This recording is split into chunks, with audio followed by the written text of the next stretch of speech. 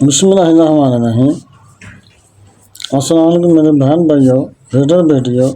آج کی ویڈیو کا عنوان ہے کہ نبی صلی اللہ علیہ وسلم کی زیارت، حضور صلی اللہ علیہ وسلم کی زیارت ہے۔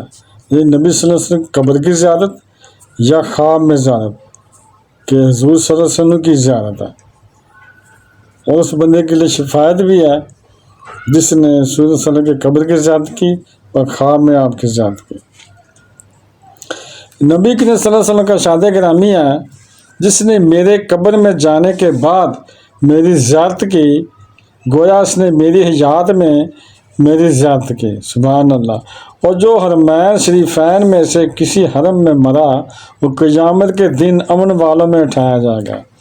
حرمین شریفین کا مطلب ہے، ایک حرم تو خانہ کعبہ کا ہے، مسجد کا جو سارا سین ہے، اور ایک حرم مسجد نبوی کا ہے۔ یہ دو حرمین شریفین ہیں، اس میں سے کسی بھی حرمین شریفین میں جس کو وفات ہوئی جس کی، تو وہ امن والا میں اٹھایا جائے گا۔ اور بے شک میری قبر اور میرے منبر کی درمیانی جگہ جنت کے باغوں میں سے ایک باغ ہے۔ یعنی میری قبر اور منبر جہاں رسول صلی اللہ علیہ وسلم بیٹھتے تھے، جہاں آپ آج منبر ہے، جو درمیانی جگہ ہے جہاں وہ ڈفرینٹ کلر کا قلین بچھا ہوا ہے، جسے وہ جنت کی کیاری کہتے ہیں، لوگ نفل بھی پڑھتے ہیں، اسی آسن سے جنت کے باغوں میں سے ایک باغ قرار دیا۔ ایک حدیث میں نے فرمایا کہ جس نے میری قبر کی زیارت کی، اس کے لیے میری شفاعت واجب ہو گئی۔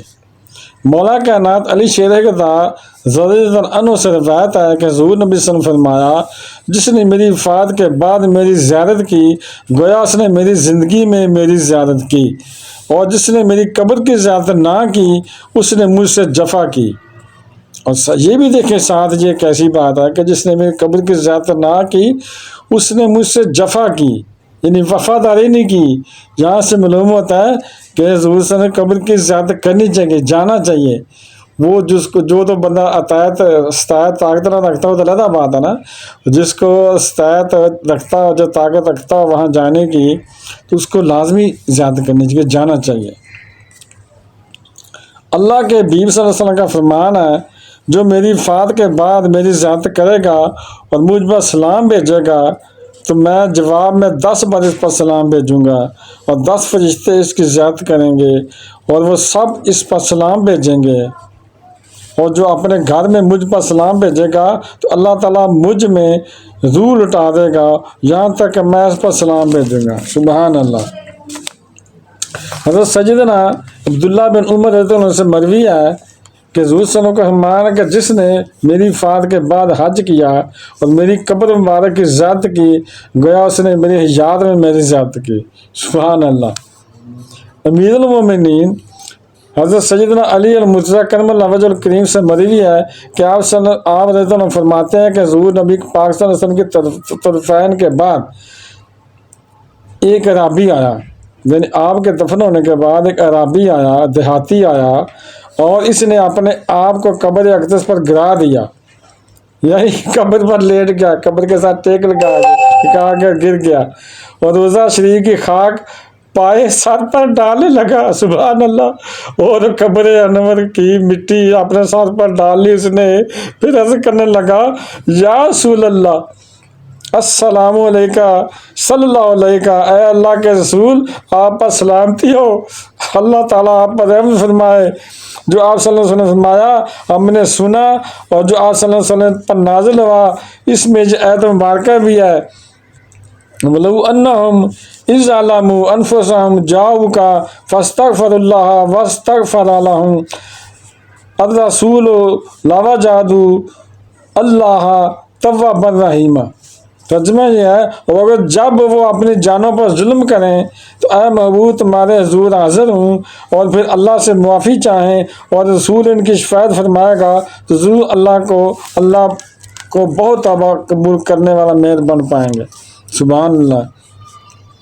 صدر الفاضل سید محمد نعیم الدین مراد بادی رحمۃ اللہ تفسیر حسین العرفان میں اس آیت مبارکہ کے تحت فرماتے ہیں، یعنی اگر مصیبت و نافرمانی کر کے اپنی جانوں پر ظلم کریں اس آیت مبارکہ سے معلوم ہوا کہ بارگاہ الہی میں رسول اللہ صلی اللہ علیہ وسلم کا وسیلہ اور آپ کی شفاعت کار برآری کا ذریعہ ہے۔ یہاں پر عرابی کا مذکورہ واقعہ ذکر کرنے کے لیے بعد صدر الفاضل رحمۃ اللہ فرماتے ہیں، اس سے چند مسائل معلوم ہوئے۔ اللہ تعالیٰ کی بارگاہ میں عرض حاجت کے لیے اس کے مقبولوں کو وسیلہ بنانا ذریعہ کامیابی ہے۔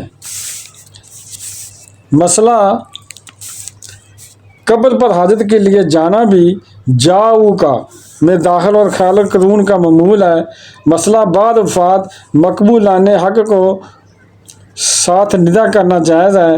مسئلہ مقبولان حق مدد فرماتے ہیں اور ان کی دعا سے حاجت روائی ہوتی ہے، کیونکہ رابی نے عرض کی تھی، یا رسول اللہ، میں نے اپنے آپ پر ظلم کیا اور میں آپ صلی اللہ علیہ وسلم کی بارگاہ میں حاضر ہوا ہوں تاکہ آپ صلی اللہ علیہ وسلم مجھے رب تعالیٰ سے بخشوائیں۔ تو قبر اقدس کے اندر سے ندا آئی، اے شخص تجھے بخش دیا گیا۔ سبحان اللہ۔ حضرت سیدنا ابو الحسن صوفی رحمۃ اللہ فرماتے ہیں، حضرت سیدنا حاتم اسم رحمۃ اللہ نے آپ صلی اللہ علیہ وسلم کو روزہ انور پر کھڑے ہو کر عرض کی، اے ہمارے رب، ہم نے تیرے حبیب کریم صلی اللہ علیہ وسلم کی قبر اطہر کی زیارت کی، اب تو ہمیں نامراد نہ لٹا۔ آواز آئی، اے بندے، ہم نے تجھے اپنے محبوب صلی اللہ علیہ وسلم کی قبر اقدس کی زیارت کی اجازت دی تھی، اس لیے دی تھی کہ تجھے پاک کر دیں، تجھے پاک کر کے اجازت ہی بعد میں دی تھی۔ اب تم اور تمہارے ساتھ زیارت کرنے والے مغفرت یافتہ لوٹ جاؤ، بے شک اللہ تعالیٰ تجھ سے اور اس سے راضی ہو گیا جس نے اس کے پیارے نبی صلی اللہ علیہ وسلم کی قبر اقدس کی زیارت کی۔ حضرت سیدنا ابو الفضل رحمۃ اللہ سے منقول ہے، ایک رابی حضور صلی اللہ علیہ وسلم کا روزہ مطہرہ پر حاضر ہو کر عرض کرنے لگا، یا اللہ، تو نے اپنے محبوب بندوں کے مزارات کے پاس غلام زاد کرنے کا حکم دیا ہے، یہ تیرے محبوب صلی اللہ علیہ وسلم کا مزار ہے اور میں تیرا بندہ ہوں، پس تو مجھے اپنے محبوب صلی اللہ علیہ وسلم کی قبر مبارک کے قرب کی وجہ سے نارے دور سے آزادی کا پروانہ عطا فرما دے۔ حاطف غیبی کی آواز آئی، تو نے صرف اپنے لیے جہنم سے آزادی کا سوال کیا، تمام مخلوق کے لیے کیوں نہیں کیا، تاکہ میں ان سب کو اپنے محبوب صلی اللہ علیہ وسلم کی قبر پاک کے صدقے نارے جہنم سے آزاد کر دیتا۔ اے رابی، جا، ہم نے تجھے آزاد کر دیا۔ سبحان اللہ۔ بہن بھائیو، بیٹے اور بیٹیوں، اگر آپ کو ویڈیو یہ اچھی لگی ہے تو صدقہ جاریہ سمجھ کر کے شیئر کرتے ہیں، اور اگر آپ نے ابھی تک چینل کو میرے کو سبسکرائب نہیں کیا تو لازمی کرتے ہیں اور بیل کو دبا کر آل پر کلک کرتے ہیں تاکہ میری آنے والی اچھی سے اچھی ویڈیوز آپ کو ملتی رہیں۔ چلو ملتے ہیں نیکسٹ ویڈیو میں۔ السلام علیکم، خدا حافظ۔